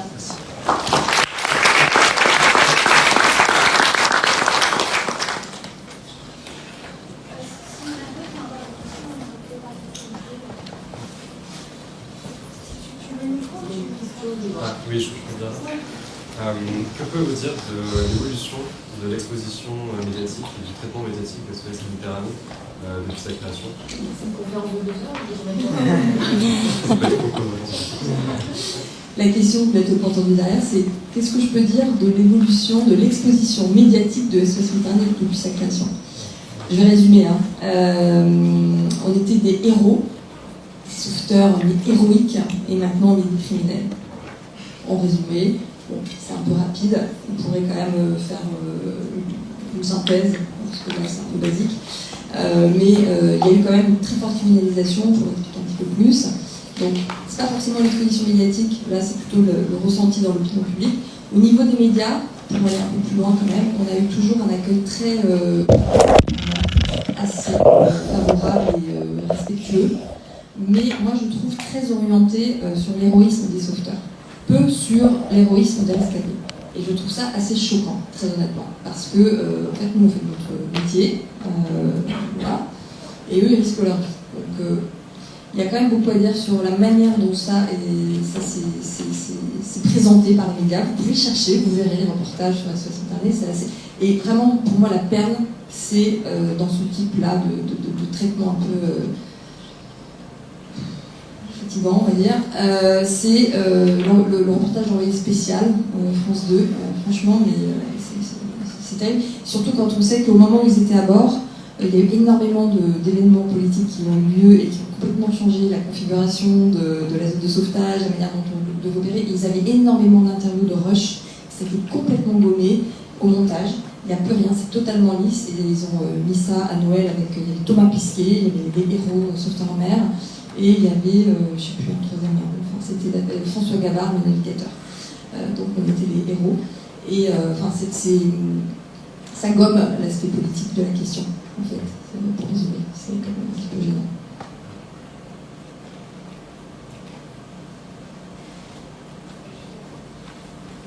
Une question ici. Alors merci pour votre présentation. Et j'aurais 2 questions. La première, ce serait, vous avez évoqué 6 accouchements sur... Vous avez évoqué 6 accouchements sur les bateaux. Et j'aimerais savoir ce qui arrive dans les cas où ces femmes n'ont pas justement la chance d'atterrir sur vos bateaux, de pouvoir donner naissance.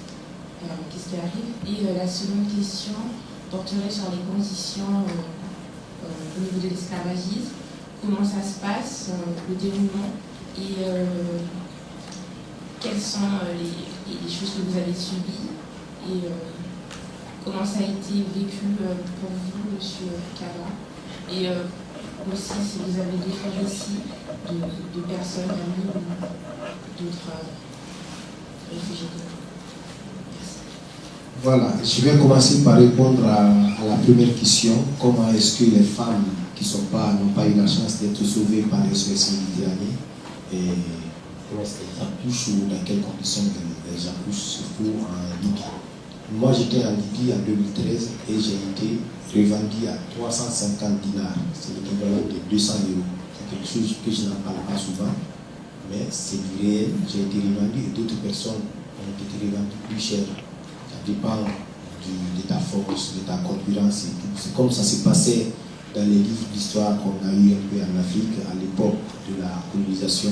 Vous verrez regarder ton oreille, regarder tes forces, ce que tu veux, et puis on te revanche. Je crois que sur la vidéo de la femme de CNN, c'est bien montré à l'image et tout. Donc j'ai travaillé en tant que... Comment je fais ça? Mais je faisais du manœuvrage en quelque sorte dans les chantiers. Il y a un grand campo au sud de la Libye, au sud de Tripoli, où on réunissait au moins plus de 500, 600 migrants. On dormait dans des petites tentes et tout ça là.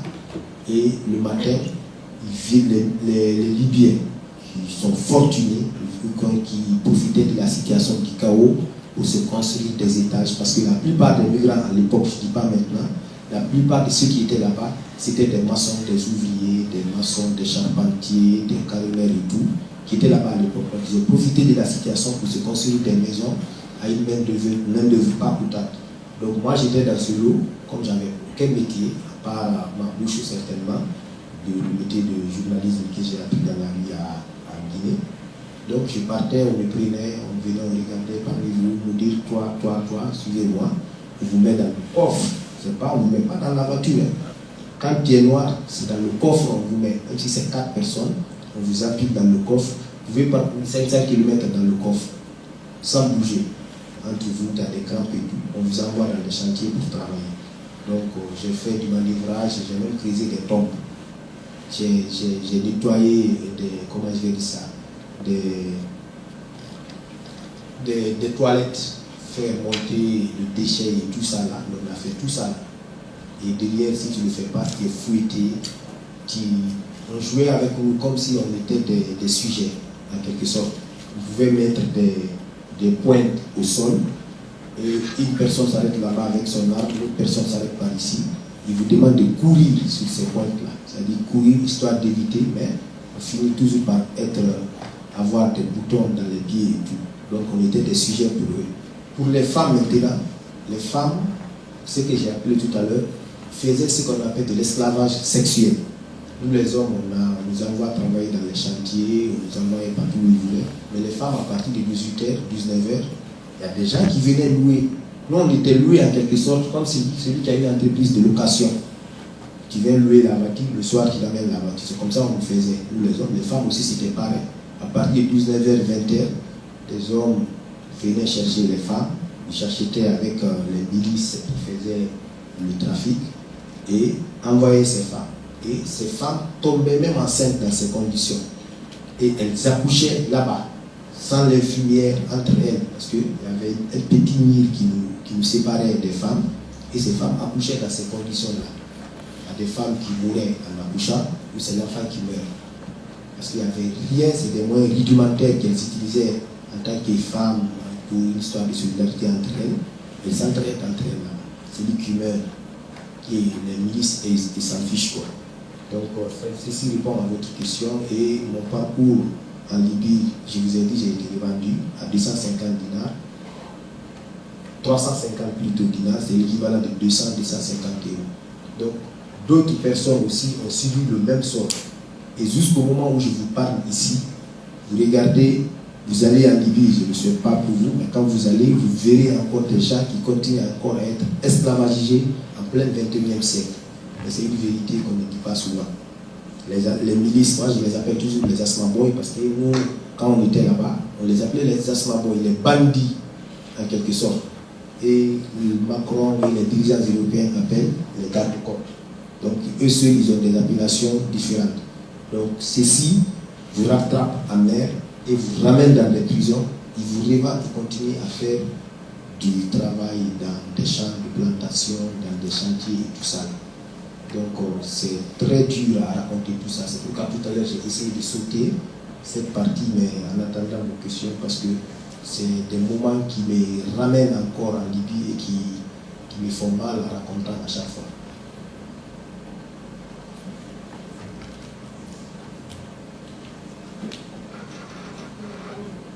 Déjà, merci beaucoup pour ce témoignage. Je pense que c'est vraiment essentiel et je vous remercie vraiment pour ce que vous avez fait, pourquoi vous êtes là. Et je vous avais une question. Vous avez, je pense que une des circonstances aussi aggravantes de cette crise, c'est qu'il y a des informations de l'opinion publique. Et qu'est-ce que vous répondez et qu'est-ce que nous on peut répondre aussi face justement par exemple au mythe de l'appel d'air, un peu des endomologies, ce qui se passe.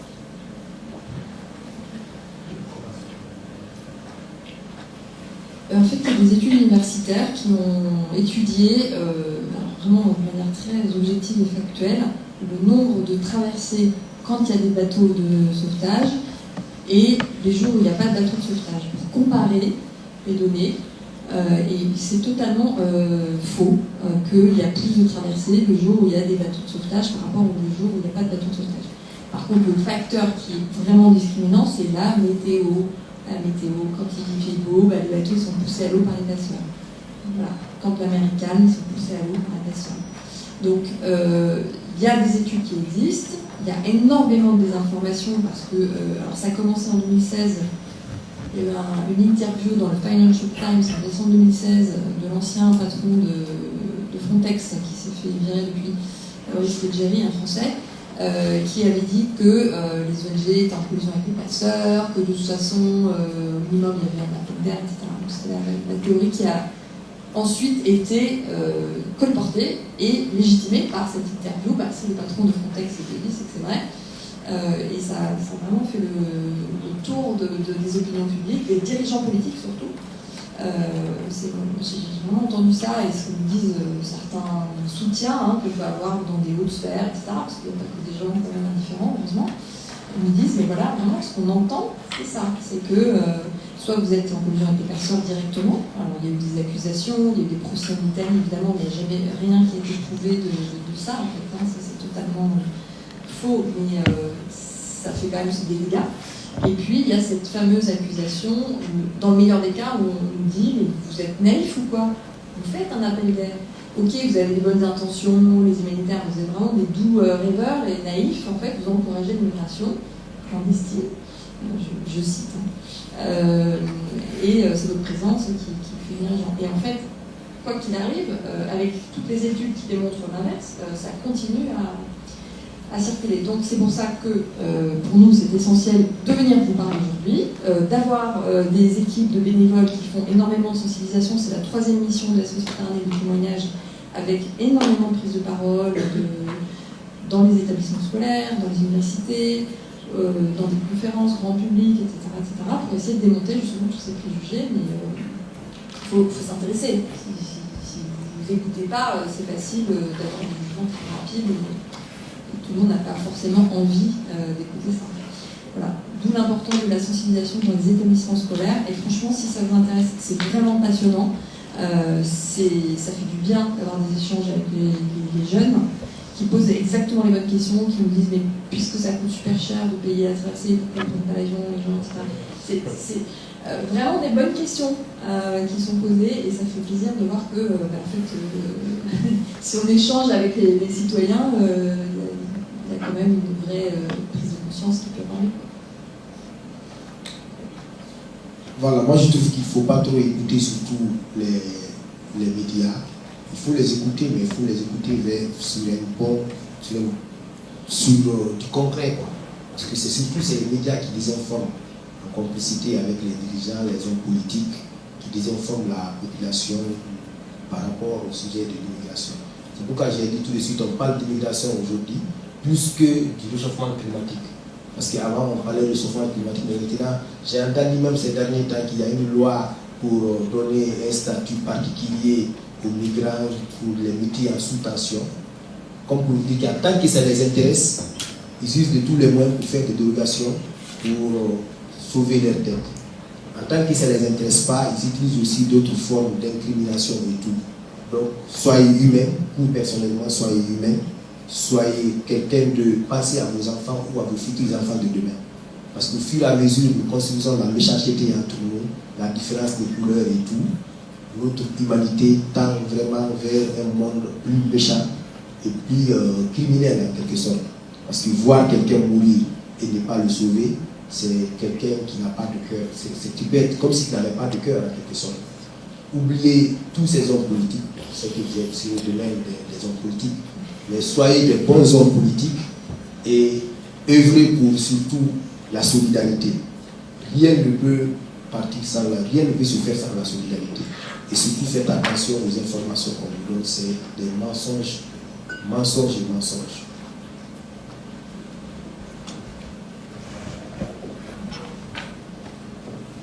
Est-ce qu'il y a encore des questions?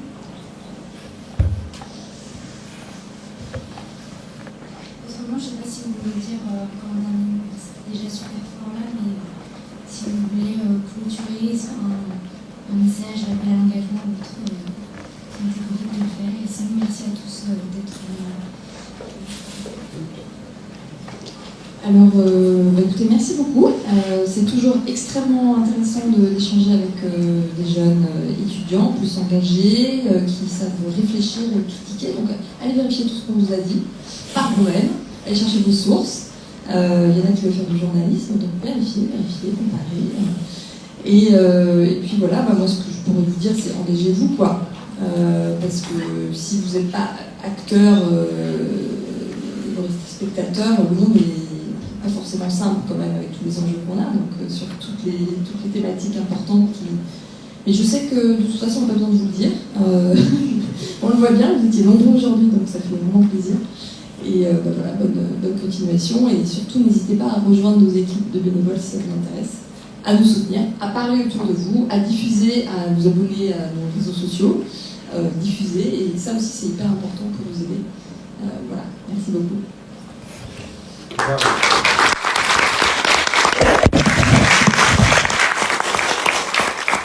Moi, personnellement, j'ai été très heureux d'être parmi vous.